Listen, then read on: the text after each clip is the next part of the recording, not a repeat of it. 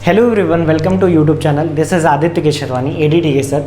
आई hope आपको last video में मज़ा आया होगा जब हमने क्या सीखा था, पप्पू और चप्पू की अनोखी कहानी सीखी थी। याद रखिएगा उस कहानी को, उस कॉन्सेप्ट को जो मैंने आपको समझाया था।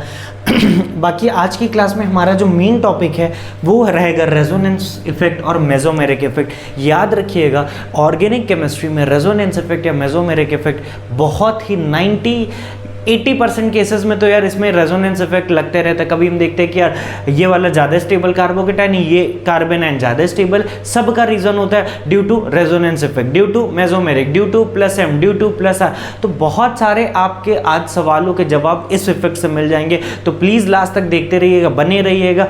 बिल्कुल वीडियो को पॉज नहीं करना है, pause in the sense video को छोड़ना नहीं है और जो बताया जा रहा है समझना है। ध्यान से देखिएगा मेरे भाई।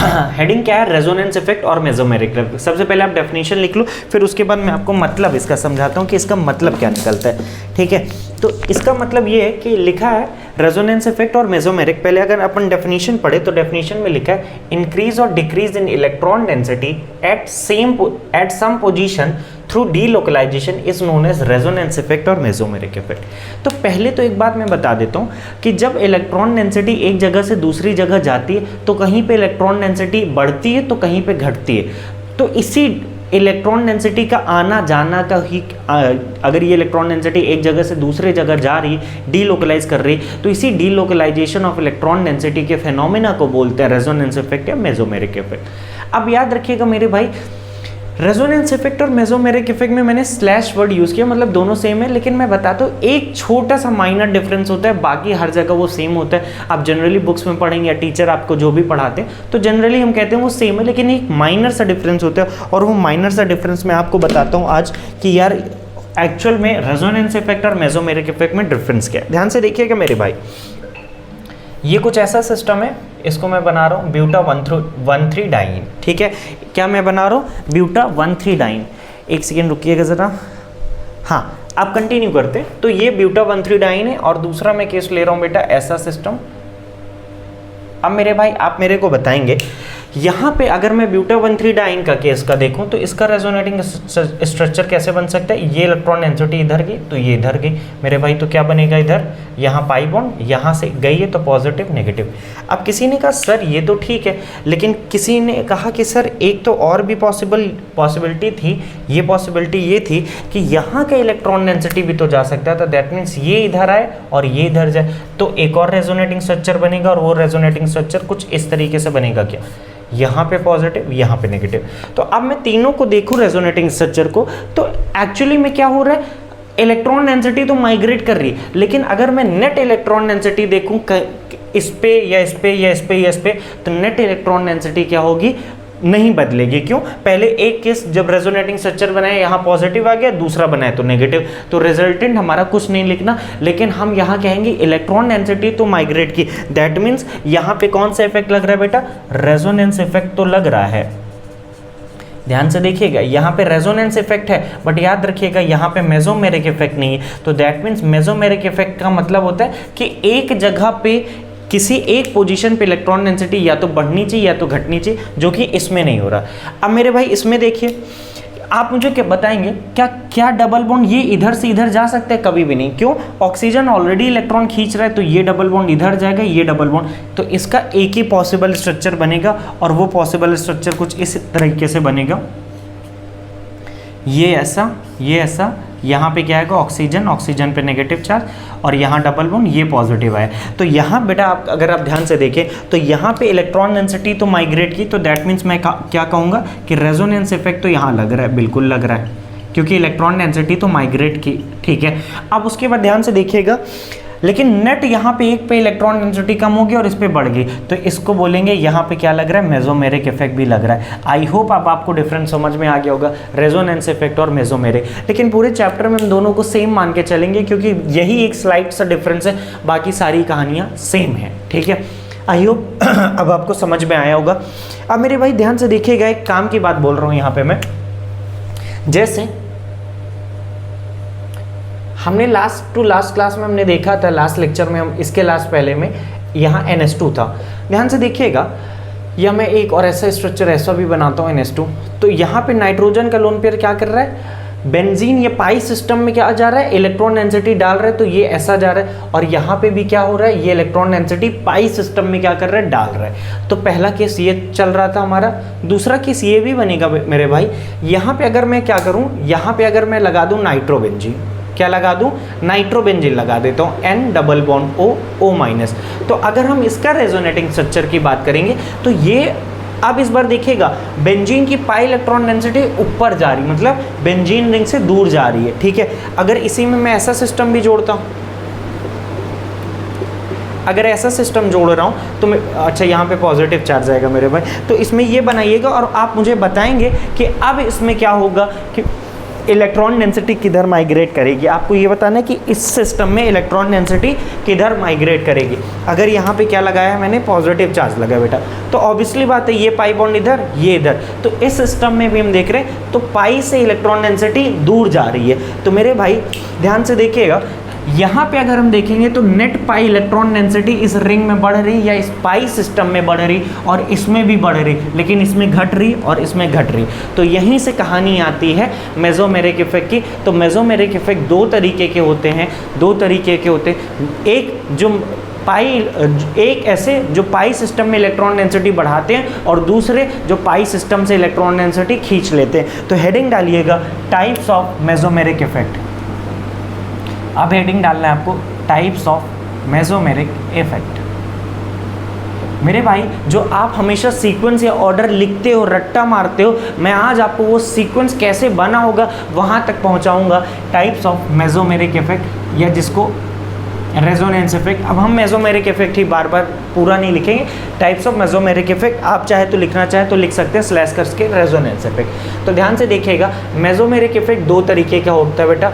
एक होता है प्लस एम या जिसको अपन प्लस आर बोल सकते हैं, और दूसरा होता है बेटा माइनस एम या माइनस आर। मेरे भाई ध्यान से देखिएगा, अगर मैं पहले वाले एग्जाम्पल में बात कर रहा था तो पहले वाले में जो इलेक्ट्रॉन डेंसिटी ये लोन पेयर था तो ये कंप्लीटली क्या हो रहा था, पाई इलेक्ट्रॉन डेंसिटी रिंग में बढ़ रही थी, और यहाँ देखिएगा तो कंप्लीटली इलेक्ट्रॉन डेंसिटी रिंग से दूर जा रही है। तो पाई इलेक्ट्रॉन डेंसिटी दूर जा रही है और यहाँ पे पाई इलेक्ट्रॉन डेंसिटी बढ़ जा रही है। तो प्लस एम इफेक्ट क्या करेगा, जो इलेक्ट्रॉन डेंसिटी क्या करता है बेटा, बढ़ाता है। Electron density increases at pi systems. Pi system का मेरा मतलब ये है कि ऐसा सिस्टम, यहाँ पे कोई ग्रुप है जो क्या करेगा, इस पाई सिस्टम में इलेक्ट्रॉन डेंसिटी बढ़ाएगा। पाई सिस्टम में बेंजीन भी आता है, बेंजीन से भी अपन कनेक्ट कर सकते हैं। तो मेरे भाई ध्यान से देखिएगा, वो क्या करेगा, electron density at pi system increase करेगा, और जबकि माइनस एम क्या करेगा, electron density decreases at pi system. इतनी कहानी लिखेंगे और उसके बाद हेडिंग डालेंगे। हेडिंग क्या डालेंगे, प्लस एम इफेक्ट। और बहुत काम की बात बताने जा रहा हूँ, जल्दी से इतना लिखिए, मैं इधर का इरेज करता हूँ, आप जल्दी से इतना लिखिए। ये डेफिनेशन वगैरह सब लिख लेना, ये सब बना लेना जो समझा रहा हूँ, ठीक है। अब देखिएगा, हेडिंग डाल लीजिएगा प्लस एम इफेक्ट। आज मैं आपको वो कहानी सुनाऊंगा जो बुकों में लिखी रहती है कि जो ऑर्डर आपको टीचर बोल देते हैं याद कर लो, उस ऑर्डर तक कैसे पहुंचा जाए, मैं आपको वो समझाने की कोशिश कर रहा हूँ। तो हेडिंग डालिएंगे प्लस एम इफेक्ट। क्या डालेंगे हेडिंग बेटा, प्लस एम इफेक्ट। तो सबसे पहले ये बात करते हैं कि यार प्लस एम इफेक्ट कौन कौन शो कर सकता है। तो याद रखिएगा, हेडिंग डालेंगे, क्या डालेंगे, प्लस एम इफेक्ट, ठीक है। तो प्लस एम इफेक्ट कौन कौन शो करेगा, पहले इसका देख लेते हैं। अगर कोई एनायनिक एटम है, एनायनिक है, कोई एनायनिक एटम है, फॉर एग्जांपल पाई सिस्टम से ही आपको सबको कनेक्ट करना है। क्या करना है, पाई सिस्टम से कनेक्ट करना है। तो एनायनिक फॉर एग्जांपल यहाँ पे OH माइनस आ गया, या NH माइनस आ गया, या Cl minus, OH X minus कर देता हूँ, ठीक है। OH माइनस आ गया, NH माइनस आ गया, कुछ भी आ गया, या तो X की जगह F माइनस जल्दी बनता नहीं, आप क्या S माइनस लिख लो, कोई नहीं, ठीक है। अगर ऐसे सिस्टम क्या हो जाए, पाई सिस्टम से कनेक्ट हो जाए, लाइक बेंजीन से कनेक्ट हो जाए, तो ये क्या करेगा, ये नेगेटिव चार्ज अपना पाई सिस्टम में रेजोनेटिंग स्ट्रक्चर बनाना सीखा था ना हमने, तो ये क्या करेगा, नेगेटिव चार्ज बेंजीन पे इलेक्ट्रॉन डेंसिटी क्या करेगा बेटा, बढ़ाएगा। तो एनायनिक सिस्टम जो होंगे, अगर वो पाई सिस्टम से डायरेक्टली अटैच होंगे तो वो क्या करेंगे बेटा, इलेक्ट्रॉन डेंसिटी बढ़ाएंगे। अगला neutral atom containing lone pair, for example जैसे बेटा अब मान लो क्या है कि पाई सिस्टम से डायरेक्टली कनेक्टेड होना चाहिए, डायरेक्टली कनेक्टेड होना चाहिए जिसके पास लोन पेयर प्रेजेंट है। यस, इसके पास लोन पेयर प्रेजेंट है, तो ये इलेक्ट्रॉन डेंसिटी कहाँ बढ़ाएगा? पाई सिस्टम में बढ़ाएगा मेरे भाई। NH2 क्या करेगा? पाई सिस्टम में बढ़ाएगा। हेलोजन क्या करेंगे? पाई सिस्टम में बढ़ाएंगे। SS क्या करेंगे? पाई सिस्टम में इलेक्ट्रॉन डेंसिटी बढ़ाएंगे। तो ये ऐसे एग्जाम्पल है जो क्या करेंगे? प्लस एम इफेक्ट शो करेंगे। और तीसरा और लास्ट इंपॉर्टेंट है जिसमें पार्शियल एटम लिखो बस, atom having one lone pair, atoms having lone pair and also contains, ये इंपॉर्टेंट है बेटे, contains partial positive charge, partial positive charge. मेरे भाई ये देखिएगा, ये इंपॉर्टेंट एग्जांपल बता रहा हूँ। जैसे फॉर एग्जांपल देखें, अगर आप N डबल बॉन्ड हो तो ऑक्सीजन इलेक्ट्रॉन डेंसिटी खींच रहा है लेकिन इसके पास लोन पेयर है और ये पार्शियल पॉजिटिव भी। तो मेरे भाई ये वैसा एग्जांपल है, आगे चल के हम सीखेंगे जो प्लस एम और माइनस एम दोनों में आता है। तो ये लोन पेयर लगा है तो ये क्या कर सकता है? बेंजीन रिंग में इलेक्ट्रॉन डेंसिटी डाल सकता है रेजोनेंस के थ्रू। दूसरा example S double bond OH कर दूँ तो सल्फर 3 बॉन्ड बना रखा है, चौथा ये एक लोन पेयर होगा। तो इस पे सल्फर पे ऑक्सीजन इलेक्ट्रॉन डेंसिटी खींच रहा है तो सल्फर पे पार्शियल पॉजिटिव कैरेक्टर भी होगा लेकिन एक लोन पेयर है, तो ये क्या कर सकता है मेरे भाई? ये भी क्या कर सकता है? प्लस एम इफेक्ट शो कर सकता है। इतना जल्दी से लिखिएगा। और उसके बाद हेडिंग आपको डालना है, हेडिंग आपको डालना है जो सीक्वेंस की बात कर रहे थे उस सीक्वेंस तक हमें पहुंचना है। Comparison of plus M strength, कि ये जो प्लस एम का ऑर्डर आता है यार वो सीक्वेंस एक्चुअली में आया कैसे होगा उसकी अपन बात करेंगे। तो पहला बात करते हैं अलोंग द ग्रुप। किसकी बात करेंगे बेटा?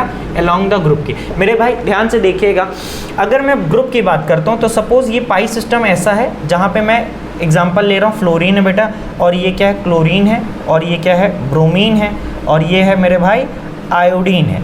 तो ध्यान से अगर आप देखेंगे तो ये फ्लोरीन का लोन पेयर, क्लोरीन का लोन पेयर, ब्रोमीन का लोन पेयर, आयोडीन का लोन पेयर। तो मुझे क्या पता है बेटा? फ्लोरीन का लोन पेयर किस में प्रेजेंट होगा? 2p ऑर्बिटल में प्रेजेंट होगा क्या?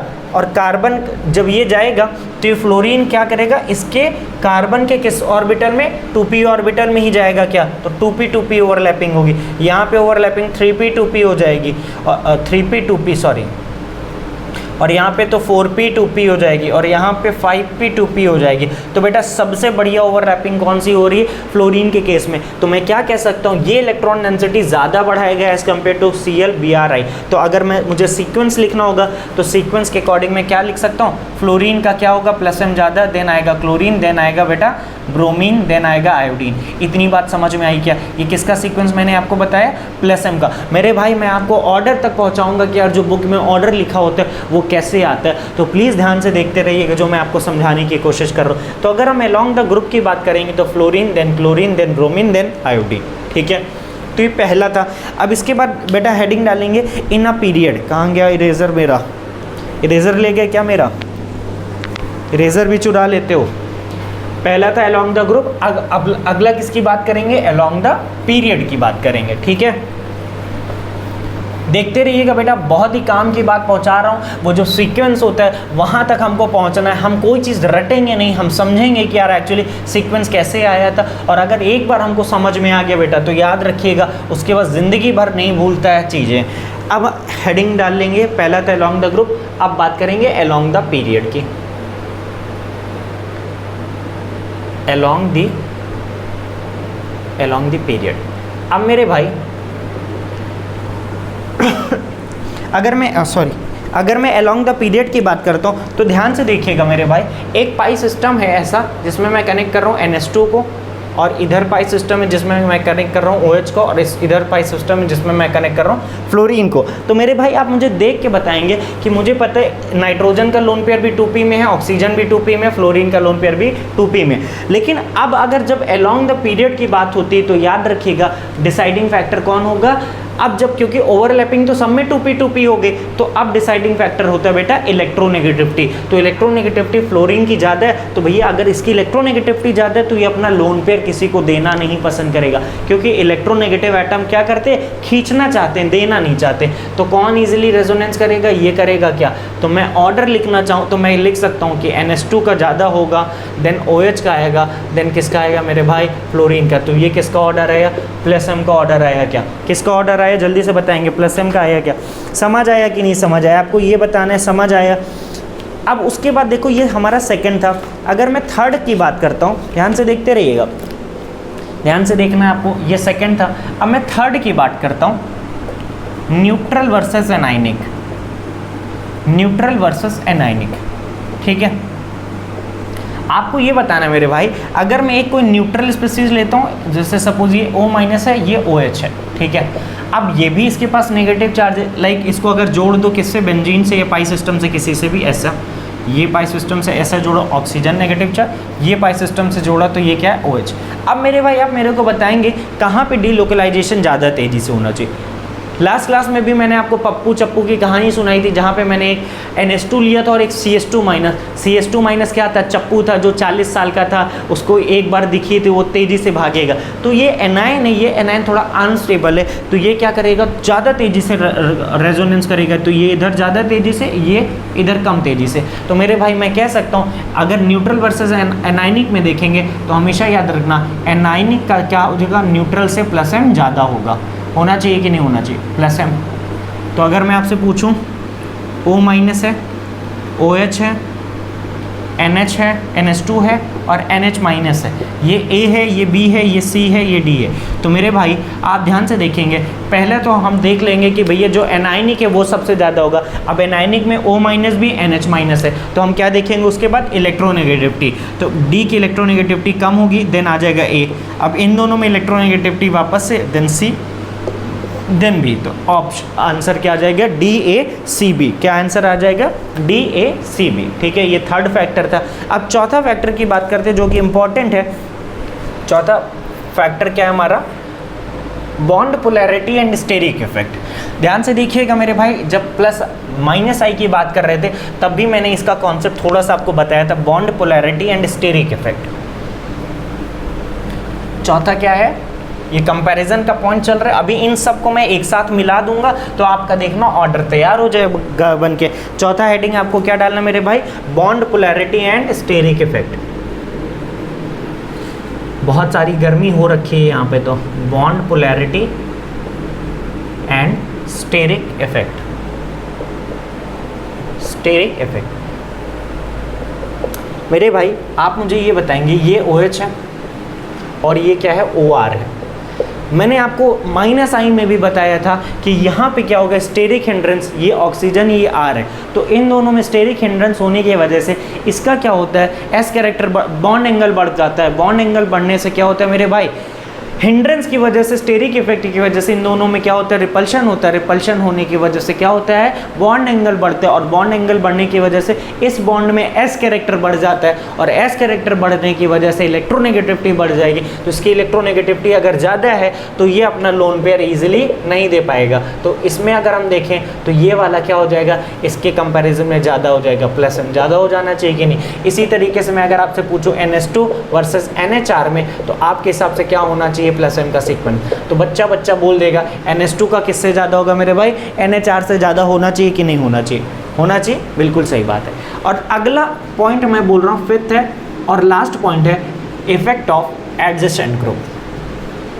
इफेक्ट ऑफ एडजेसेंट ग्रुप, ध्यान से देखिएगा मेरे भाई, effect of adjacent group. Suppose ये क्या है मेरा, OH है और अगले केस में मैं ले रहा हूँ O, जहाँ पे मैं एडजेसेंट क्या लगा दिया, OCO-CH3। अच्छा, ये जो डैश है, डैश का ये मतलब है मेरे भाई, डैश का ये मतलब निकल रहा है कि इसको हम किसी पाई सिस्टम से जोड़ेंगे। लाइक पाई सिस्टम ऐसा भी ले सकते हैं या बेंजीन ले सकते हैं, कैसा भी ले सकते हैं। अब मेरे भाई आप मेरे को ये बताएंगे, ये लोन पेयर है जो कि क्या है, आराम से खाली बैठा है, लेकिन यहाँ का जो लोन पेयर है बेटा, ये थोड़ा बहुत इधर भी क्या कर रहा होगा, डीलोकलाइजेशन कर रहा होगा। तो इसका जो लोन पेयर अगर पाई सिस्टम में देने की बारी आएगी तो ये कहेगा यार 50% तो मैं इधर बिजी हूँ, 50% ही लोन पेयर दे पाऊंगा, मतलब 50% ही इलेक्ट्रॉन डेंसिटी दे पाएगा। तो इसका प्लस M क्या हो जाएगा मेरे भाई, ज़्यादा हो जाएगा। इसी तरीके से अगर मैं आपसे पूछूं NH2 और NHCO-CH3 में पूछूं तो किसका ज़्यादा होगा, आप मुझे बताएंगे किसका ज़्यादा होगा NH2 और NHCO-CH3 में। जल्दी से आप मुझे देख के बताएंगे, जल्दी से सोच के बताइए कि किसका ज़्यादा होना चाहिए। ठीक है, ये हो गया। तो आपका आंसर आएगा NH2NH, क्योंकि बेटा ये वाला लोन पेयर क्या है, इधर थोड़ा सा कॉन्जुगेशन में भी इन्वॉल्व है, इस वजह से ये आएगा। अब ये पांचों फैक्टर हो गए। अब इसमें मैं आपको 2-4 क्वेश्चन देता हूँ और उसके बाद उन सारे को कंबाइन करके हम कहाँ कर लेंगे, सीक्वेंस अपना ऑर्डर जो होता है उस पर बात करेंगे कि ऑर्डर कैसे आएगा। मेरे भाई मैंने आपके लिए यहाँ पे कुछ क्वेश्चंस लिख रखे हैं, आपको बताना है कि किसका प्लस एम वैल्यू ज़्यादा होगा। तो पहला है OH SH और यहाँ पे SCOCH3। तो मेरे भाई पहले हम क्या देखेंगे, ये सेम सेकेंड पीरियड का है, ये थर्ड पीरियड का, ये थर्ड पीरियड का। तो पहले पाई सिस्टम में क्या होगा, ये इससे कनेक्ट है तो यहाँ 2p ओवरलैपिंग, या 2p 3p, यहाँ 2p 3p। तो सबसे बेटर अगर ABC मार्क कर लो तो A तो सबसे बेटर हो जाएगा पहले वाले में। अब इन दोनों में बेटा ये क्या कर रहा है, इधर भी रेजोनेंस कर रहा है, तो भैया ये तो खाली नहीं है यार, जबकि इसका पूरा खाली, तो आंसर आ जाएगा ABC। आई होप आपको समझ में आया होगा। अब मैं बात करता हूँ OH Cl NH2SH। तो भैया ये कौन सा है, 2p में लोन पेयर होगा इसका 3p में, इसका 2p में, इसका 3p में। तो पहले तो क्या देखेंगे अपन यार, जिसमें क्या होगा, पीरियड पहले सेम होगा, पहले क्या देखेंगे, एक्सटेंट ऑफ ओवरलैपिंग। तो भैया 2p और 2p वाली ओवरलैपिंग बढ़िया होगी, देन इसका बाद में देखेंगे। अब ध्यान से देखो, ये 2p ये 2p, तो 2p में इसमें OH और NH2, तो कौन ज़्यादा इलेक्ट्रोनेगेटिव देख लो, तो C ज़्यादा, फिर A आ जाएगा। अब मेरे भाई आपको बताना है Cl और SH में किसका ज़्यादा होना चाहिए। Cl और SH में आपको बताना है किसका ज़्यादा होना चाहिए। देखो ये सल्फर है और ये क्लोरीन है, क्योंकि इसका इलेक्ट्रोनेगेटिविटी कम होता है तो ये ज़्यादा हो जाएगा। फिर लास्ट में कौन आ जाएगा, B, CaDb। इसी तरीके से फ्लोरीन, क्लोरीन, NH2 NHCOCH3। अब मेरे भाई यहाँ पे एक कॉन्सेप्ट है, यहाँ पे थोड़ा सा दिमाग लगाना है। 2p ओवरलैपिंग, ये तो 2p है, ये 3p हो जाएगी बेटा, ये कैसी 2p और ये भी कैसी 2p। अब 2p सब है इसमें, लेकिन इन दोनों की इलेक्ट्रोनेगेटिविटी कम है मेरे भाई। इसका ये बिजी तो है, लेकिन यार इसकी इलेक्ट्रोनेगेटिविटी कम है, और ये तो कहीं बिजी नहीं, तो सबसे बेटर तो C हो गया। फिर उसके बाद आएगा D, फिर आएगा A, और ये तो बर्बाद है क्योंकि इसका लोन पेयर किसमें प्रेजेंट है, 3p। तो इसकी तो एक्सटेंट ऑफ ओवरलैपिंग ही खराब है, B। ठीक है, अगला जो एग्जाम्पल है वो थोड़ा इंपॉर्टेंट है और ध्यान से देखिएगा, क्योंकि यहाँ पे जो नाइट्रोजन है ना मेरे भाई, ये ऑक्सीजन से क्या कर रहा है, कंप्लीटली इलेक्ट्रॉन डेंसिटी खींच रहा है। लेकिन क्या नाइट्रोजन यहाँ डायरेक्टली ऑक्सीजन से कनेक्टेड है, नहीं। तो यहाँ ये तो वैसे भी खाली था, और इसका लोन पेयर क्या है बेटा, इधर इन्वॉल्व है 50%, तो A तो सबसे ज़्यादा। अब इन दोनों में अगर एग्जाम में सवाल आ जाए ना, तो मेरे भाई याद रखिएगा, क्योंकि ऑक्सीजन इसका लोन पेयर जो है अपनी तरफ खींच के रखा है, वो तो और ही ज़्यादा बर्बाद है, लेकिन ये थोड़ा बहुत ईजिली अवेलेबल हो जाएगा। तो इसका आंसर आएगा ACB। इंपॉर्टेंट है, इस क्वेश्चन को मार्क कर लेना, किसी भी साल JEE मेंस JEE एडवांस में आ सकता है ये सवाल। अगला, ये तो हम जानते हैं OH OR OCH3, ये तो बहुत ही सिंपल है। OH और OR में OH ज़्यादा होता है, इसमें तो ये 50% बिजी है, ये तो पूरा खाली है। तो ये किसका सीक्वेंस था, प्लस एम का। अब मेरे भाई इतना कुछ हम पढ़ लिए, अब हम बात करते हैं किसकी, ऑर्डर की। यार प्लस एम का ऑर्डर क्या आया होगा, तो अब हम बात करते हैं प्लस एम का जो ऑर्डर आता है उसकी बात करते हैं। तो हमने एक चीज़ तो सीखा था, एनायनिक का प्लस एम ज़्यादा होता है किसके कंपैरिजन में, न्यूट्रल के कंपैरिजन में। ये हमने सीखा था कि नहीं, एनायनिक का क्या होता है, न्यूट्रल से ज़्यादा होता है। और न्यूट्रल में भी कैसा, जिसमें 2p ओवरलैपिंग हो। फिर उसके बाद neutral having 2p 3p overlapping. ठीक है, अब मेरे भाई ध्यान से देखिएगा, ठीक है। एनायनिक में अगर मैं आपसे पूछूं, ये है CH2 माइनस, ये है NH माइनस, ये है OH माइनस, O माइनस। तो इन तीनों में इसकी इलेक्ट्रोनेगेटिविटी ज़्यादा है, तो इस पर नेगेटिव चार्ज स्टेबल होगा, तो ये अपना नहीं देना चाहेगा, तो ये ज़्यादा तेज़ी से देना चाहेगा। बोलो यस और नो। फिर उसके बाद अगर मैं आपसे पूछूं, ये है NH2 और ये है NHR, इन दोनों में किसका ज़्यादा होगा, 100% यहाँ पे क्या होगा, स्टेरिक हिंडन के वजह से यहाँ पे इसका क्या होगा, क्या बताया था मैंने, यहाँ पे इसका कैरेक्टर बढ़ जाएगा, इलेक्ट्रोनेगेटिविटी बढ़ जाएगी। अब मेरे भाई, अब मैं इसके बाद क्या आएगा, OH और OR, ये हम समझ गए। अब इसके बाद आएगा कौन सा, NHCOCH3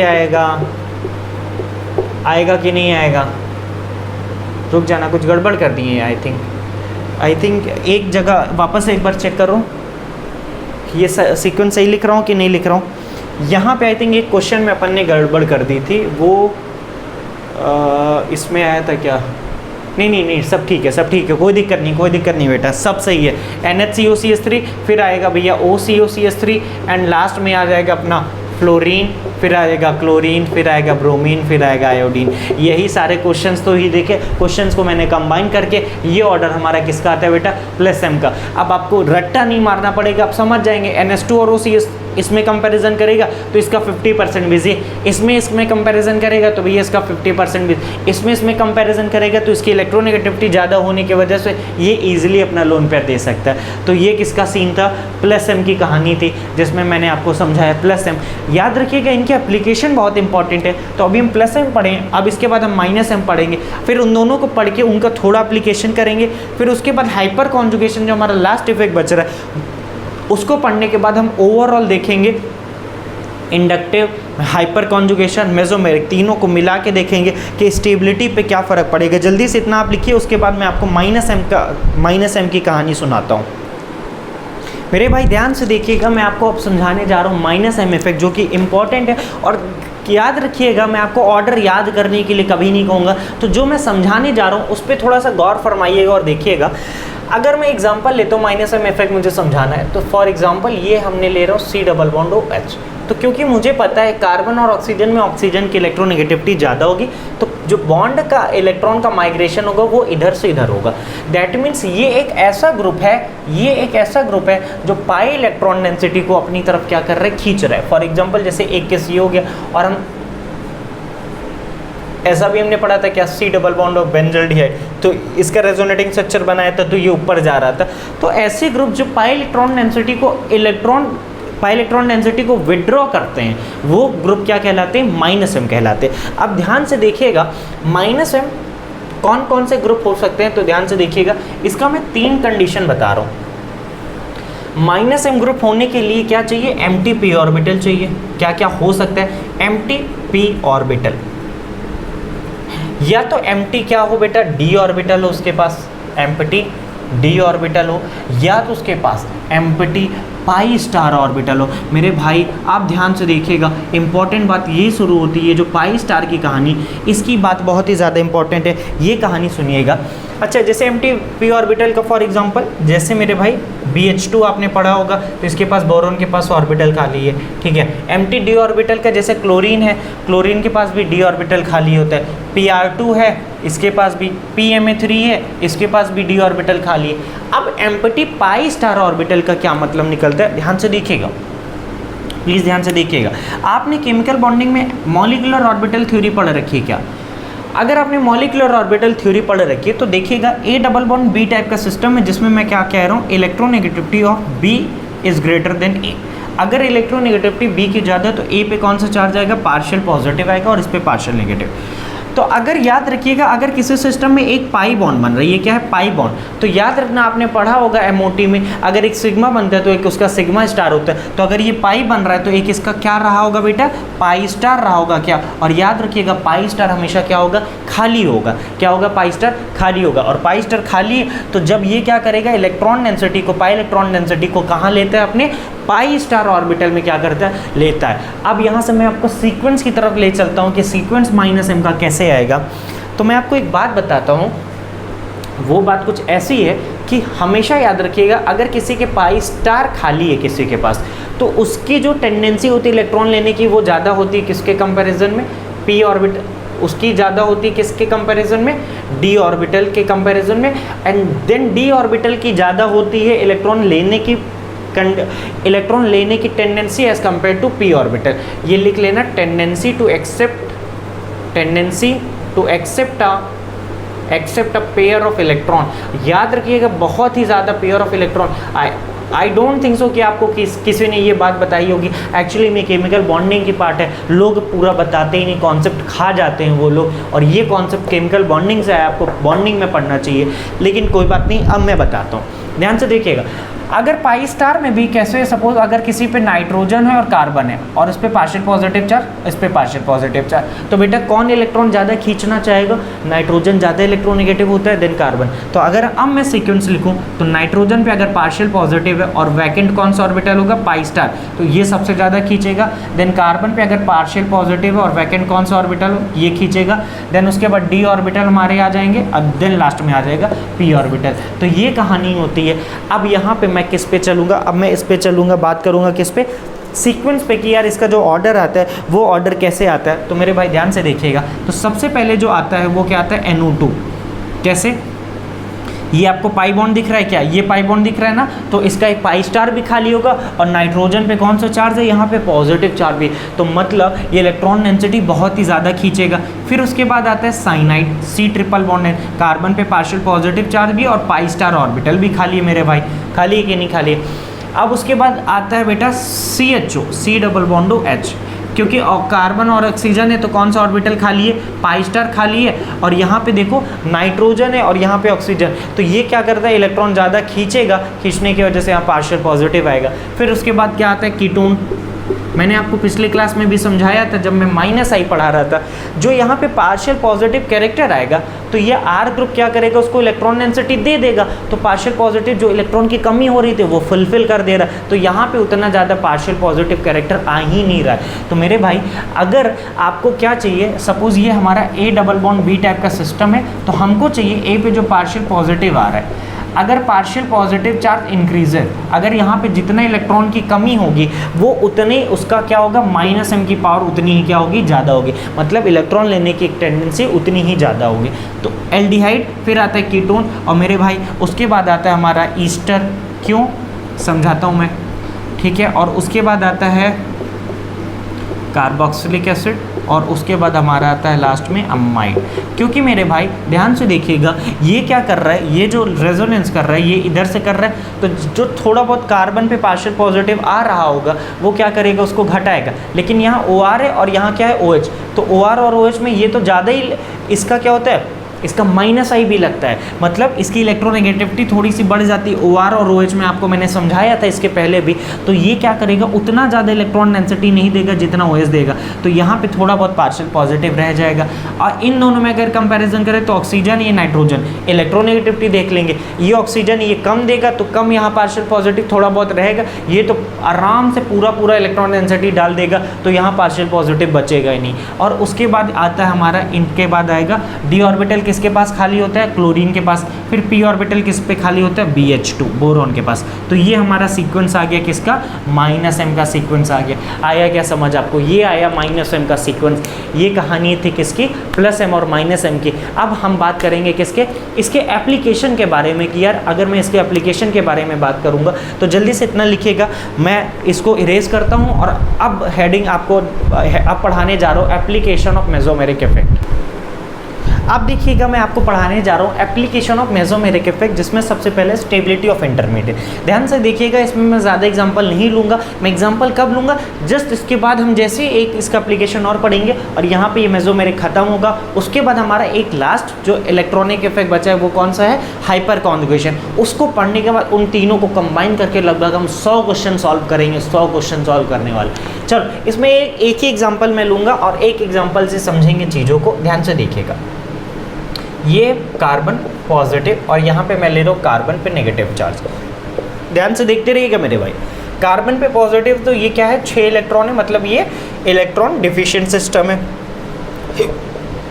इलेक्ट्रॉन डिफिशिएंट है। और यहाँ पे कितने इलेक्ट्रॉन है, 8 इलेक्ट्रॉन है, तो ये कैसा है, इलेक्ट्रॉन रिच है। मतलब इसको क्या चाहिए, इलेक्ट्रॉन डेंसिटी चाहिए, और इसके पास क्या नेगेटिव चार्ज, ये चाहता है कि मुझसे कोई इलेक्ट्रॉन डेंसिटी खींच ले। अब ध्यान से देखिएगा, अगर मैं सिस्टम की बात करता हूँ, सपोज यहाँ पे अगर मैं +m लगाता हूँ, +m से इसको इलेक्ट्रॉन डेंसिटी मिलेगी, तो स्टेबिलिटी क्या होगी बेटा, इसके केस में स्टेबिलिटी क्या हो जाएगी, स्टेबिलिटी बढ़ेगी। और इस पे already negative charge, already electron है, और मैं उसको +m से और इलेक्ट्रॉन दे रहा हूँ, तो स्टेबिलिटी क्या होगी इस केस में बेटा, डिक्रीज होगी। क्या, स्टेबिलिटी डिक्रीजेस।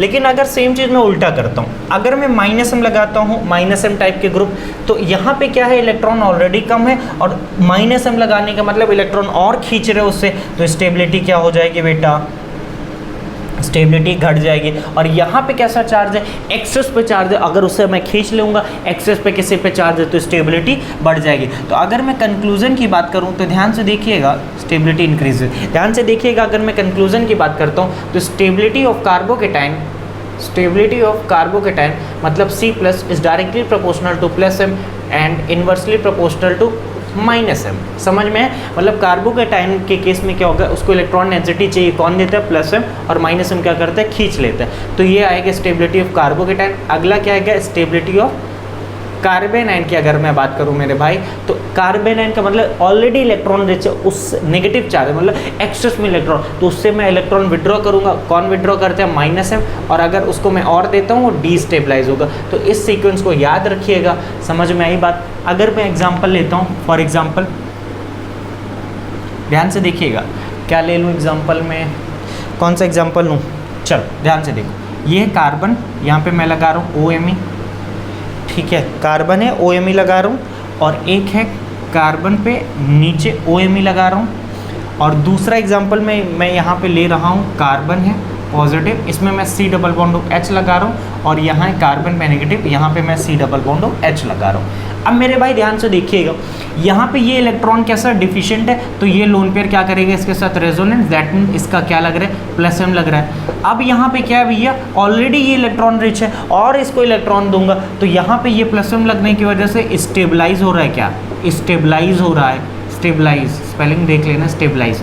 जबकि यहाँ पे नेगेटिव और एक्सेस पे इलेक्ट्रॉन है, तुम उसको और इलेक्ट्रॉन दे रहे हो, तो ये क्या होगा मेरे भाई, ये क्या होगा, डीस्टेबलाइज होगा। और यहाँ पे देखो ऑलरेडी इलेक्ट्रॉन की कमी है, और क्या कर रहा हूँ, इलेक्ट्रॉन ये C डबल बॉन्ड H क्या करेगा, और इलेक्ट्रॉन खींचेगा। ऑलरेडी इलेक्ट्रॉन की कमी है, तो इलेक्ट्रॉन की कमी है और तुम उससे और खींच रहे हो, तो ये भी क्या करेगा, डीस्टेबलाइज। लेकिन मेरे भाई नीचे वाला देखो, कौन सा चार्ज है, कार्बन पे नेगेटिव चार्ज है, एक्सेस पे चार्ज है, और C डबल बॉन्ड H ये क्या करेगी, नेगेटिव चार्ज, इसके कौन सा ऑर्बिटल खाली होगा, यहाँ एक पाई बॉन्ड बन रहा है ना, तो इसका कौन सा खाली होगा, पाई स्टार के ऑर्बिटल में अपनी इलेक्ट्रॉन डेंसिटी ट्रांसफर कर देगा। और मेरे पे एक्सेस पे चार्ज है और मुझसे कोई इलेक्ट्रॉन डेंसिटी ले जा रहा है, तो भैया मुझे तो मज़ा ही आएगा। मज़ा आने का मतलब ये क्या हो जा रहा है, स्टेबलाइज हो जा रहा है। ये हमारा पहला फैक्टर था, स्टेबलाइज हो जा रहा है, जिसमें हमने देखा कार्बोकेटाइन और कार्बेनाइन की स्टेबिलिटी। इनमें हमको लगभग 100 सवाल करने हैं, अभी हम हाइपर कॉन्जुगेशन पढ़ लेंगे, उसके बाद करेंगे। तो ये हमारा पहला एप्लीकेशन था। अब हेडिंग डालेंगे सेकेंड एप्लीकेशन, जिसमें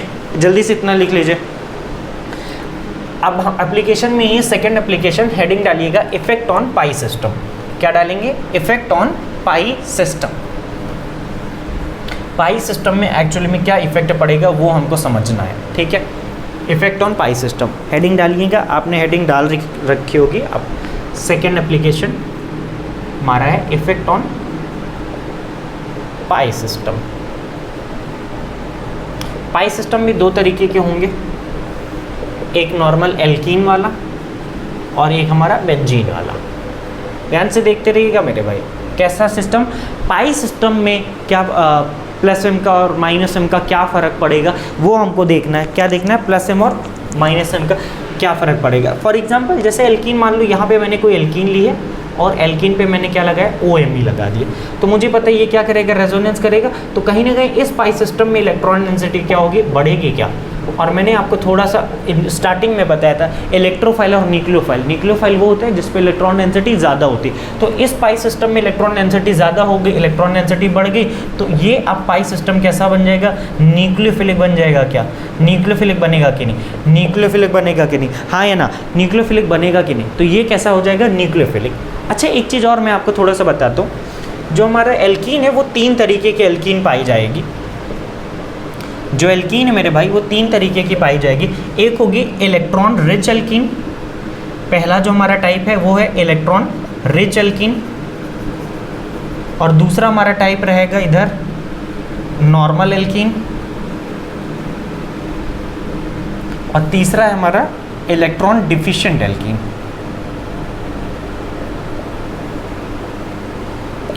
क्या आपने समझा, एक होगी हमारी कौन सी बेटा, एक होगी इलेक्ट्रॉन रिच एल्कीन, और उसके बाद कौन सी होगी बेटा, नॉर्मल एल्कीन, और उसके बाद होगी इलेक्ट्रॉन डिफिशिएंट एल्कीन। ठीक है, 3 तरीके के एल्कीन है। तो इलेक्ट्रॉन रिच एल्कीन क्या होगी, जब ऐसे पाई सिस्टम में क्या होगा, जैसे OMe वाले ग्रुप लग जाए जो क्या करे, इलेक्ट्रॉन डेंसिटी बढ़ा दे। यहीं पे देखिएगा, अगर मैं पाई बॉन्ड की बात करता हूँ, जैसे ये है पाई बॉन्ड कैसे बना होगा, p ऑर्बिटल की साइड वाइज ओवरलैपिंग से कई बार मैंने आपको बता चुका हूँ। तो नॉर्मली क्या होता है कि ये जो साइड वाइज ओवरलैपिंग है ना, ये थोड़ी सी पुअर होती है, जिसकी वजह से इसका जो इलेक्ट्रॉन होता है ना, वो क्या होता है, वीकली बॉन्डेड होता है, ज़्यादा स्ट्रॉन्ग बॉन्डेड है नहीं। तो अगर कोई चीज़ वीकली बॉन्डेड, इलेक्ट्रॉन थोड़े से अगर किसी के फ्री हैं, जिसके इलेक्ट्रॉन फ्री होते हैं, उनको अपन क्या बोलते हैं, उनको क्या बोलते हैं, न्यूक्लियोफाइल। तो जनरली एल्कीन किसकी तरह बिहेव करती है बेटा, न्यूक्लियोफाइल की तरह। तो यहाँ पे मैं इलेक्ट्रॉन रिच एल्कीन, मतलब पहले भी एल्कीन न्यूक्लियोफाइल की तरह बिहेव कर रही थी और मैंने इलेक्ट्रॉन डेंसिटी डाल दी, तो ये क्या हो जाएगी, ये एल्कीन हमारी न्यूक्लियोफिलिक बन जाएगी। और नॉर्मल एल्कीन हमारा कोई से भी एल्कीन ले लो, मान लो CH3 CH double bond, example दे रहा हूँ, CH3 CH double bond CH2, तो ये भी इलेक्ट्रॉन कैसी होती है एल्कीन, ये भी हमारी न्यूक्लियोफाइल होती है। लेकिन मेरे भाई आप ध्यान से देखिएगा, इलेक्ट्रॉन डिफिशिएंट एल्कीन में सपोज ये पाई बॉन्ड है और यहाँ पे मैं C डबल बॉन्ड H लगा दिया, तो मुझे पता है पाई बॉन्ड जो इलेक्ट्रॉन डेंसिटी अब क्या हो रही, इलेक्ट्रॉन डेंसिटी बाहर चली जा रही, तो इस पार्ट में एल्कीन में तो इलेक्ट्रॉन डेंसिटी बची नहीं रही, तो ये इलेक्ट्रॉन डिफिशिएंट एल्कीन कैसी हो जाएगी, खुद ये इलेक्ट्रोफाइल की तरह बिहेव करेगी। किसकी तरह बिहेव करेगी, इलेक्ट्रोफाइल की तरह बिहेव करेगी। समझ में आया मेरी बात, आया कि नहीं आया, कि अगर मान लो इलेक्ट्रॉन रिच एल्कीन वो होगी जिसमें क्या होगा, इलेक्ट्रॉन डेंसिटी बढ़ जा रही, जैसे मैंने OMe लगा दी तो बढ़ गई, तो ये एल्कीन कैसी बन गई, न्यूक्लियोफिलिक। नॉर्मल एल्कीन खुद कैसी होती है, न्यूक्लियोफिलिक। लेकिन अगर इसमें देखिए जिसमें -m वाले ग्रुप लगा दें, वो इलेक्ट्रॉन डेंसिटी पाई इलेक्ट्रॉन को अपनी तरफ खींच लेगा, तो पाई इलेक्ट्रॉन डेंसिटी बचेगा नहीं और वो क्या बन जाएगी, इलेक्ट्रोफाइल बन जाएगी। जल्दी से इतना लिखिएगा, मैं इधर का इरेज कर रहा हूँ, मैं आपको कुछ सवाल देता हूँ जिसमें आपको बताना पड़ेगा किस एल्कीन में ज़्यादा न्यूक्लियोफिलिक कैरेक्टर होगा, तो वैसे वाले सवाल मैं आपको देता हूँ। जल्दी से इतना लिखिएगा, उसके बाद मैं आपको सवाल देता हूँ। तो मेरे भाई ध्यान से देखिएगा, यहाँ पे मैंने आपको कई सारे सवाल लिख रखे हैं। तो पहला जो सवाल है उसमें मैंने आपको क्या बोल रखा है, find rate of electrophilic reaction, electrophilic addition, मतलब इलेक्ट्रोफाइल आ रहा है। इलेक्ट्रोफाइल का मतलब मेरे भाई क्या होता है, इलेक्ट्रोफाइल का मतलब E+, मतलब जिसके पास ऑलरेडी क्या है, इलेक्ट्रॉन डिफिशिएंट है। अगर ये इलेक्ट्रॉन खुद इसको चाहिए तो कौन से एल्कीन देगी तेजी से, जिसके पास इलेक्ट्रॉन डेंसिटी ज़्यादा होगी। अब मेरे भाई देखते हैं, ये OMe, ये नॉर्मल एल्कीन है, और ये ओके, ये क्या करेगा मेरे भाई, इलेक्ट्रॉन डेंसिटी बढ़ाएगा, तो ये रिंग कैसी बन जाएगी, इलेक्ट्रॉन रिच। यहाँ पे कौन इलेक्ट्रॉन डेंसिटी बढ़ा रही है, CH3 किससे बढ़ाता है, सिर्फ प्लस आई से, अभी हम जानते हैं। एक्चुअली में यहाँ पे हाइपर कॉन्जुगेशन लगेगा, जो हमारा नेक्स्ट टॉपिक उसमें हम देखेंगे। यहाँ पे तो इलेक्ट्रॉन डेंसिटी बढ़ रही, मान लो यहाँ पे कुछ नहीं हो रहा, और यहाँ से तो इलेक्ट्रॉन डेंसिटी यार चली जा रही, मतलब घट जा रही, तो सबसे ज़्यादा इलेक्ट्रॉन डेंसिटी जहाँ होगी वहीं पे क्या करेगा, इलेक्ट्रोफाइल पहले जुड़ेगा। तो किस में है, A में सबसे ज़्यादा है बेटा, इसमें है, और इसमें तो ख़त्म ही हो जा रही, चली जा रही, ये तो बर्बाद है। तो ये क्या आया मेरा, rate of electrophilic reaction, rate of E+, ठीक है। सेकेंड वाला का आंसर आप बताएंगे, OH है, NH2 और CH2-। ओ मुझे दिख गया एनाइनिक तो हमेशा न्यूट्रल से ज़्यादा +m शो करता है क्या, तो मतलब ये ज़्यादा इलेक्ट्रॉन डेंसिटी बढ़ाएगा इसमें क्या, तो सबसे ज़्यादा C। अब इन दोनों न्यूट्रल में हम देख रहे हैं ये लेस इलेक्ट्रोनेगेटिव, तो ज़्यादा तेज़ी से बढ़ाएगा, तो CBA आ जाएगा, CBA, ठीक है। अगला देखिए, ये OH है, ये तो इधर भी रेजोनेंस करेगा, इधर भी करेगा, और मेरे भाई ये क्लोरीन है, लेकिन ये क्लोरीन का रेजोनेंस किस में है, 3p में प्रेजेंट है। एटलीस्ट ऑक्सीजन का लोन पेयर 2p में तो प्रेजेंट है, तो सबसे बढ़िया A हो जाएगा। क्यों, क्योंकि ये 100% इलेक्ट्रॉन डेंसिटी डाल रहा है, ये 50% इधर रहेगा, 50% तो उधर चला जाएगा, रेजोनेंस कर रहा है उधर भी, तो A B C आ जाएगा इसका आंसर। मेरे भाई इसका देखेंगे, इसमें ये भी क्या है, इलेक्ट्रॉन डेंसिटी 50% इधर, 50% इधर, लेकिन इसमें भी 50% ये इधर, 50% इधर, लेकिन नाइट्रोजन और ऑक्सीजन में कौन ज़्यादा बढ़ाएगा, नाइट्रोजन, तो A is greater than B, ठीक है। ये आया आपका आंसर। फिफ्थ वाला क्वेश्चन में आपको ये बताना है कि अगर, सुनिएगा, अगर मैं रिएक्शन में इलेक्ट्रोफाइल डाल रहा हूँ तो वो कौन से पोजीशन में जाके जुड़ेगा, अगर मैं रिएक्शन में न्यूक्लियोफाइल डाल रहा हूँ तो वो कौन से पोजीशन पे जाके जुड़ेगा, आपको ये बताना है, ठीक है। तो ध्यान से देखिएगा, अगर मैं इस पर क्या करता हूँ बेटा, रेजोनेंस कराता हूँ, तो ये इधर जाएगा, तो पाई इलेक्ट्रॉन डेंसिटी उठ के यहाँ आएगी, तो कहाँ पे नेगेटिव चार्ज आएगा, कौन सा पोजीशन, यहाँ पे नेगेटिव, ये डबल बॉन्ड O+Me ऐसा आएगा क्या, तो नेगेटिव चार्ज एक्चुअली कहाँ पे, इस कार्बन पे, मतलब यहाँ पे इलेक्ट्रॉन डेंसिटी ज़्यादा होगी, तो D पे अगर इलेक्ट्रोफाइल डाल रहा हूँ तो D पे।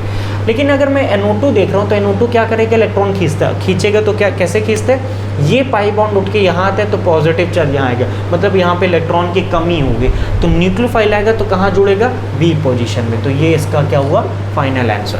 जल्दी से ये कहानी लिखिएगा। लास्ट बात एक और बताता हूँ, फिर आज की क्लास को एंड करेंगे और अगले लेक्चर में हम पढ़ेंगे हाइपर कॉन्जुगेशन की शुरुआत है, हाइपर कॉन्जुगेशन पढ़ेंगे एंड उसके बाद धमाका मचाएंगे। क्या मचाएंगे, धमाका और तहलका दोनों एक साथ मचाएंगे। जल्दी से इतना लिखिएगा, मैं इरेज कर रहा हूँ, जल्दी से मैं इसको इरेज कर रहा हूँ। अगला हेडिंग डालेंगे इफेक्ट ऑन बेंजीन रिंग, ठीक है, ये लास्ट है आज के क्लास का हमारा, इफेक्ट ऑन बेंजीन रिंग। जल्दी से हेडिंग डालेंगे इफेक्ट ऑन बेंजीन रिंग, ठीक है।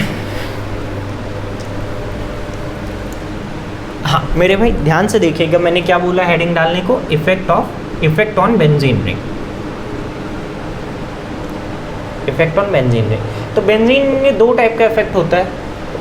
इफेक्ट ऑन बेंजीन रिंग की अगर मैं बात करूं तो दो तरीके के इफेक्ट होते हैं, एक होता है एक्टिवेटिंग और दूसरा होता है मेरे भाई डीएक्टिवेटिंग।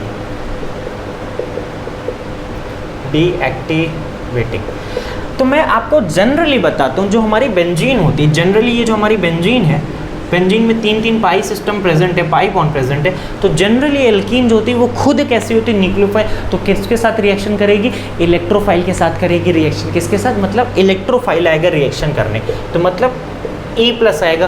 तो क्या होगा, ये जो पाई सिस्टम ये अपनी इलेक्ट्रॉन डेंसिटी इसको देगा। तो अगर ऐसे ग्रुप जो क्या करेंगे, इलेक्ट्रॉन डेंसिटी बेंजीन रिंग में बढ़ाएंगे, तो फिर इलेक्ट्रोफाइल जब मैं डालूंगा तो यहाँ इलेक्ट्रॉन डेंसिटी ज़्यादा होगी, तो हम तेज़ी से क्या करेंगे, इलेक्ट्रोफाइल को इलेक्ट्रॉन डेंसिटी दे पाएंगे। तो यही कॉन्सेप्ट आपको पढ़ना है, ठीक है। तो अब मैं फॉर एग्जाम्पल पहला पूछ रहा हूँ आपसे, यहाँ पे मैं ले रहा हूँ OH A और यहाँ पे मैं ले रहा हूँ NH2 और यहाँ पे मैं ले रहा हूँ CHO और D में ले रहा हूँ NO2। ध्यान से देखिएगा मेरे भाई, गलती नहीं करना है आपको। NO2 N double bond O negative positive. देखो अब मैं क्या डाल रहा हूँ इस रिएक्शन में, मुझे बताना है rate of electrophilic substitution reaction. आपको क्या बताना है, फाइंड रेट ऑफ इलेक्ट्रोफिलिक, मतलब हमको क्या डालना है रिएक्शन में, सब्स्टिट्यूशन रिएक्शन, जिसको शॉर्ट फॉर्म में लिखा जाता है ARSE। आगे चल के हम पढ़ेंगे rate of aromatic substitution, electrophilic substitution reaction होती है। तो मेरे भाई इस बार क्या डाल रहा हूँ मैं, इलेक्ट्रोफाइल डाल रहा हूँ, मतलब उसको इलेक्ट्रॉन डेंसिटी चाहिए। तो ध्यान से देखिए किस रिंग में इलेक्ट्रॉन डेंसिटी ज़्यादा है, तो ये एक ऑक्सीजन का लोन पेयर क्या करेगा, अंदर जा रहा है, क्या ओ अंदर जा रहा है, मतलब ये क्या करेगा, +M कौन कर सकते हैं, जिसके पास पाई सिस्टम से डायरेक्टली ऐसे एटम जिनके पास नेगेटिव चार्ज हो या लोन पेयर हो, तो ये क्या करेगा, +M। और ये NH2 कर लेना है, ये OH नहीं था, ये NH2 कर लेना। तो ये भी क्या करेगा, इलेक्ट्रॉन डेंसिटी डालेगा, तो ये क्या करेगा, +M। लेकिन मेरे भाई ये हम जानते हैं ये क्या करेगा, पाई इलेक्ट्रॉन डेंसिटी को अपनी तरफ खींच लेगा। क्यों, क्योंकि कार्बन पे पार्शियल पॉजिटिव चार्ज, तो इलेक्ट्रॉन डेंसिटी जो खींचता है उसको क्या बोलेंगे, -M इफेक्ट। और NO2 भी क्या करता है, खींचता है। अब मेरे भाई ये बताएंगे NO2 ज़्यादा खींचता है कि CHO, तो हमने देखा था ना ऑर्डर में, NO2 ज़्यादा खींचता है, मतलब इलेक्ट्रॉन डेंसिटी यहाँ बची ही नहीं, सारी इलेक्ट्रॉन डेंसिटी NO2 खींच ले रहा है, और इसमें भी इलेक्ट्रॉन डेंसिटी थोड़ी सी बच रही है। तो भैया सबसे ज़्यादा इलेक्ट्रॉन डेंसिटी कहाँ, ये इलेक्ट्रॉन डेंसिटी बढ़ा रहा है और ये बढ़ा रहा है। इन दोनों में भी ज़्यादा कौन बढ़ाएगा, नाइट्रोजन है और ऑक्सीजन, क्योंकि नाइट्रोजन की इलेक्ट्रोनेगेटिविटी कम होती है तो ज़्यादा इलेक्ट्रॉन डेंसिटी बढ़ाएगा। तो सबसे ज़्यादा B, फिर A। अब इन दोनों में कौन ज़्यादा घटा रहा है, जिसमें है ही नहीं, भैया D में इलेक्ट्रॉन डेंसिटी है ही नहीं, ये तो बेकार हो गया। तो आंसर क्या आएगा आपका मेरे भाई, BACD is the correct answer. I hope आपको अब समझ में आया होगा, तो जल्दी से आप अगला सवाल करेंगे। अगला सवाल मैं आपको दे रहा हूँ, जिसमें इस बार मैं नहीं चाहूँगा कि आपसे कोई गलती हो। आप पहले क्वेश्चन लिख लेंगे, उसके बाद ही मैच करेंगे, ठीक है। क्वेश्चन ध्यान से देखिएगा, क्वेश्चन नंबर 2 है, जिसमें मैं A दे रहा हूँ बेंजीन। देखो एक सेकेंड यहाँ पे लिखिएगा, A जो मैं दे रहा हूँ वो है हमारा फिनॉल है, B मैं आपको दे रहा हूँ नॉर्मल बेंजीन है, C मैं आपको दे रहा हूँ benzaldehyde, C double bond OH, जल्दी से इधर लिखना, इधर बाकी का मैं इधर लिखता हूँ CHO। फिर उसके बाद मैं D आपको दे रहा हूँ NO नाइट्रोबेंजीन, और फिर मैं E आपको दे रहा हूँ नाइट्रोबेंजीन हो गया। उसके बाद आप लिख लो OC double bond OR,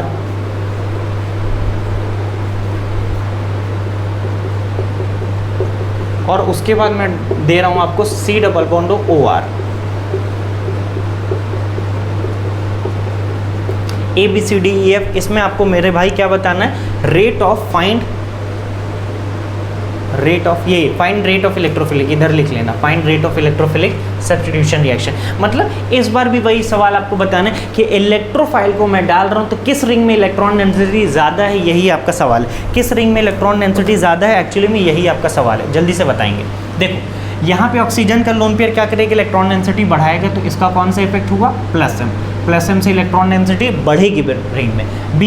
B में तो कोई ग्रुप ही नहीं लगा, लेकिन जितनी इलेक्ट्रॉन डेंसिटी उतनी है तो कोई खींच तो नहीं रहा है। लेकिन सी में मेरे भाई ये क्या कर रहा है, इलेक्ट्रॉन डेंसिटी को ऑलरेडी इलेक्ट्रॉन जो भी था इलेक्ट्रॉन थोड़े बहुत वो भी क्या कर ले रहा है, खींच ले रहा है। तो इन दोनों में ज़्यादा इलेक्ट्रॉन डेंसिटी किस में होगी बेटा, इसमें होगी, क्योंकि इसमें कोई खींच तो नहीं रहा है, इसमें खींच रहा है। इसमें भी क्या कर रहा है बेटा, इसका भी -m। अब मेरे भाई इसका क्या लगेगा, OKL, इसके पास क्या प्रेजेंट है, लोन पेयर, लेकिन पहले में भी +m लगा, इसमें भी लगेगा। लेकिन क्या है बेटा, ये लोन पेयर ना आधा टाइम इधर भी तो रेजोनेंस कर रहा होगा, तो आधे टाइम मतलब 50% इलेक्ट्रॉन डेंसिटी बढ़ाएगा, तब भी लेकिन इसका इफेक्ट कौन सा लगेगा, +m लगेगा।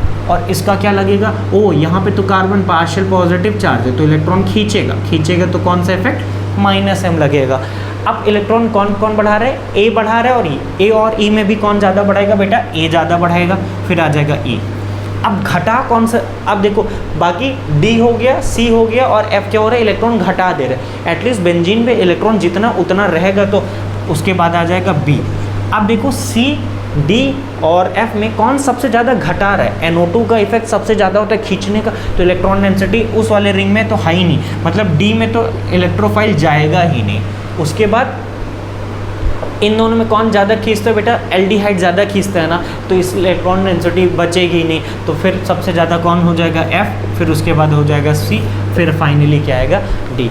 आई होप अब आपको समझ में आया हो, जल्दी से ये सवाल कर लिया हो। तो अगला मैं सवाल देता हूँ, और अगला सवाल भी आपको बेहतरीन सवाल है जिसमें आपको मज़ा आ जाएगा सवाल करके। वही अगला भी सवाल में यही है, find rate of electrophilic substitution ही चल रहा है, वही बताना है आपको, ठीक है। गलती नहीं करिएगा, बहुत ही आसान से सवाल दूंगा, लेकिन गलती हो सकती है आपसे, ध्यान से देख के करिएगा, गलती आपको क्या करनी नहीं करनी है, ठीक है। थर्ड सवाल है,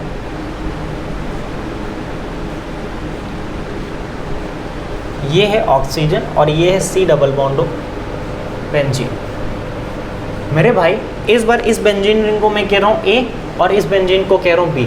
मुझे क्या डालना है, मैं इलेक्ट्रोफाइल डाल रहा हूँ, मतलब इलेक्ट्रोफाइल डाल रहा हूँ, तो किस वाली बेंजीन रिंग में इलेक्ट्रोफाइल जाके अटैक करेगा। तो ध्यान से देखिएगा इसका आंसर क्या आएगा, पहले आप खुद से करेंगे फिर बताएंगे। ऑक्सीजन का लोन पेयर इधर तो रेजोनेंस करके मतलब इलेक्ट्रॉन डेंसिटी बढ़ा दे रहा है, लेकिन इस वाले रिंग के साथ क्या हो रहा है, ये तो अगर ध्यान से अगर आप देखें तो कार्बन पे कैसा चार्ज है, पार्शियल पॉजिटिव, तो यहाँ के जो इलेक्ट्रॉन थे वो खींच लेगा, तो इसमें -m लगा और इसका +m। तो कौन इलेक्ट्रॉन डेंसिटी बढ़ा रहा है, कौन से रिंग में इलेक्ट्रॉन डेंसिटी बढ़ रही, ए वाले में बढ़ रही, तो जो इलेक्ट्रोफाइल आएगा वो किस में जाके अटैक करेगा, ए में करेगा कि नहीं। इतना आपको कहानी समझ में आई कि नहीं, इतना कहानी तो समझ में आई। तो अगला सवाल इसी तरीके से आप बताएंगे, 4th नंबर का सवाल है।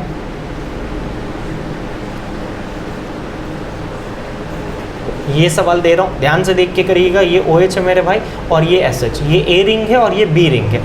किसमें इलेक्ट्रोफाइल तेजी से आएगा, ठीक है, यही बताना है। तो देखिएगा, ये भी इलेक्ट्रॉन डेंसिटी अंदर डालेगा तो +m, और ये भी इलेक्ट्रॉन डेंसिटी अंदर डालेगा तो +m। लेकिन मेरे भाई इसका जो लोन पेयर है वो 2p में है और इसका लोन पेयर 3p में, तो यहाँ पे इलेक्ट्रॉन डेंसिटी ज़्यादा अच्छे से आएगी, जबकि यहाँ पे उतना अच्छा नहीं आएगी। तो A वाली क्या हो जाएगी, ज़्यादा हो जाएगी, किसके कंपैरिजन में, B के कंपैरिजन में। A और B में अगर अपन देखें तो A की ज़्यादा हो जाएगी। अगला सवाल ये है मेरे भाई, OH है, A, अगला मैं दे रहा हूँ OR और C दे रहा हूँ OCOCH3। सेम चीज़ आपको बताना है। तो बेटा अभी भी मैंने बताया था, इसका +m क्या होता है, ज़्यादा होता है, ये भी प्लस एम लगाएगा, क्यों, लोन पेयर तो है ही। ये तो और बहुत कम इलेक्ट्रॉन डेंसिटी डाल पाएगा, क्यों, क्योंकि 50% इधर बिजी रहेगा तो 50% इधर बिजी रहेगा, ये 100% इधर आएगा। लेकिन इन दोनों में प्लस एम किसका ज़्यादा, OH का ज़्यादा होता है, मैंने पहले भी आपको बताया। तो इसका भी आंसर क्या आएगा, ABC। आई होप अब आपको कहानी समझ में आई होगी। अब एक लास्ट सवाल है आज की क्लास का, वो सवाल आपने अगर कर लिया तो आपको बहुत ही ज़्यादा क्लैरिटी है। अब किसकी क्लैरिटी है, मेसोमेरिक इफेक्ट की। बहुत ही ज़्यादा इंपॉर्टेंट इफेक्ट है ये, तो हेडिंग डालिएगा, हेडिंग नहीं सॉरी क्वेश्चन लिखना है, how many of the following compounds show plus M effect. Question क्या लिखना है, how many of the following compound shows plus M effect, how many of the following compound show plus M. ठीक है, कितने ऐसे compound है जो plus M show कर रहे हैं। यहाँ पे मैं लिख रहा हूँ N और यहाँ पे लगा रहा हूँ मिथाइल। ठीक है, यहाँ पे मैं लिख रहा हूँ OH, तीसरे नंबर पे मैं क्या कर रहा हूँ,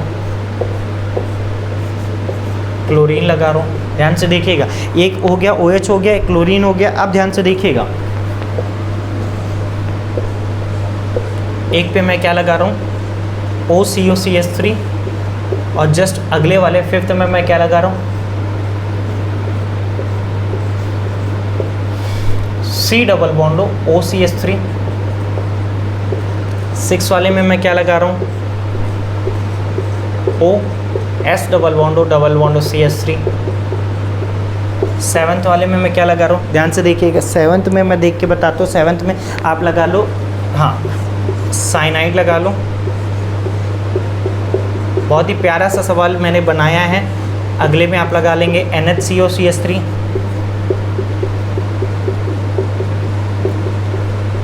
और नाइन्थ आप लगा लेंगे, एट्थ हो गया, एट्थ के बाद नाइन्थ आप इसमें लगा लो। कितना हो गया, 1 2 3 4 5 6 7 8 9 हो गए। नहीं, एक बचा, रुको एक देखता हूँ मैं क्या देना है आपको। हाँ, एक में आप लगा लो, यहाँ पे एक में लगा लो, लास्ट है SH लगा लो। पहले आप सोच के बताएं कि इसमें एक कितने ऐसे कंपाउंड है जिसमें क्या लग रहा है, प्लस एम लग रहा है, कितने ऐसे कंपाउंड है जिसमें प्लस एम लग रहा है। तो प्लस एम लगने की क्या कंडीशन, मैं आपको हिंट देता हूँ। बेंजीन सिस्टम से ऐसा एटम डायरेक्टली कनेक्टेड होना चाहिए जिसके पास क्या प्रेजेंट हो, लोन पेयर। बेंजीन से नाइट्रोजन, इसके पास लोन पेयर, तो इसका भी कौन सा इफेक्ट, प्लस एम लगा। दूसरा, बेंजीन से lone pair plus M, lone pair plus M, lone pair plus M. Fifth क्या, डायरेक्टली कार्बन पे लोन पेयर, तो इसका कौन सा इफेक्ट, माइनस एम। यहाँ पे lone pair plus M, carbon पे partial positive, minus M. Lone pair plus M, sulphur पे लोन पेयर प्लस एम। तो कितने हो गए, 1 2 3 3 4 4 5 1 6। तो फाइनल इसका आंसर क्या है मेरे भाई, फाइनल इसका आंसर आया 6। तो याद रखिएगा, ये कहानी किसकी ख़त्म होती है, मेसोमेरिक इफेक्ट की। मेरे पास अभी और कुछ क्वेश्चन तो हैं इसमें, लेकिन अभी मैं उसको नहीं कराना चाहूँगा। उसके बाद अपन थोड़ा सा पढ़ लेते हैं हाइपर कॉन्जुगेशन, फिर उसके बाद अपन डिस्कस करेंगे जोरों शोरों से स्टेबिलिटी ऑफ इंटरमीडिएट की कहानी। अच्छा, जाते जाते एक छोटी सी बात बता के जाता हूँ, देखो ध्यान से। ये है CH3 CH2 CH2 प्लस था, और ये है मेरे भाई CH2 प्लस। ठीक है, अब मेरे भाई आप बताएं, यहाँ पे पॉजिटिव चार्ज, तो हम इंडक्टिव अभी तक हम पढ़े थे, तो हम कह रहे थे ये इलेक्ट्रॉन डेंसिटी दे के थोड़ा बहुत स्टेबलाइज कराएगा। लेकिन यहाँ पे कैसे स्टेबलाइजेशन होगी, पाई इलेक्ट्रॉन जो कि वीक होते हैं कंप्लीटली, यहाँ क्या कंप्लीटली जाता था, नहीं, इंडक्टिव में क्या होता था, इलेक्ट्रॉन डिस्प्लेस होता था, थोड़ा सा यहाँ से जाके यहाँ चला गया। लेकिन मेसोमेरिक या रेजोनेंस में हमने पढ़ा, पाई इलेक्ट्रॉन जो कि वैसे भी वीक होते, यहाँ से कंप्लीटली उठ के पूरा चला जा रहा है, तो इसको इलेक्ट्रॉन ज़्यादा मिलेगा। तो हमेशा याद रखिएगा, अगर मैं रेजोनेंस और इंडक्टिव में पूछूं डोमिनेटिंग कौन होगा, तो हमेशा याद रखिएगा रेजोनेंस हमेशा डोमिनेटिंग होगा ओवर इंडक्टिव इफेक्ट। अगली क्लास में जो हम हाइपर कॉन्जुगेशन पढ़ेंगे उसकी थोड़ी सी बात बताता हूँ। वहाँ पे जो इलेक्ट्रॉन का डीलोकलाइजेशन होता है, वहाँ पे भी डीलोकलाइजेशन होगा, वहाँ पे लेकिन सिग्मा बॉन्ड से होता है। यहाँ पे कौन सा बॉन्ड जा रहा था, हमेशा पाई, और वहाँ कौन सा जाएगा, सिग्मा। पाई और सिग्मा में कौन ईजिली जाता है, पाई जाता है। तो अगला जो हमारा पढ़ेंगे तो हम हमेशा कहेंगे रेजोनेंस ज़्यादा डोमिनेटिंग होता है किससे, हाइपर कॉन्जुगेशन से। फिर लास्ट में आता है इंडक्टिव। अच्छा, हाइपर और इंडक्टिव में मैंने कैसे किया, इंडक्टिव में तो यहाँ से इलेक्ट्रॉन थोड़े से उठ के डिस्प्लेस हुई, यहाँ से यहाँ चले गए, लेकिन हम हाइपर कॉन्जुगेट यहाँ से उठ के कंप्लीटली आपके पास पहुँच जाएगा, मतलब डीलोकलाइज करेगा। तो ये फैक्टर रहेगा। और दी मोस्ट इंपॉर्टेंट है, ये चैप्टर का दी मोस्ट इंपॉर्टेंट है। जब हम हाइपर कॉन्जुगेशन पढ़ेंगे उसके बाद स्टेबिलिटी ऑफ इंटरमीडिएट में सारी कहानी आपको समझ में आ जाएगी। मन लगा के पढ़ते रहिए, टेंशन नहीं लीजिए। आपका सिलेबस बहुत कुछ मैं आपको कराने वाला और बहुत अच्छे से कराऊंगा। आपका काम सिर्फ है मन लगा के पढ़ते रहना और ज़्यादा से ज़्यादा लोगों तक ये वीडियो को शेयर करना। Thank you so much.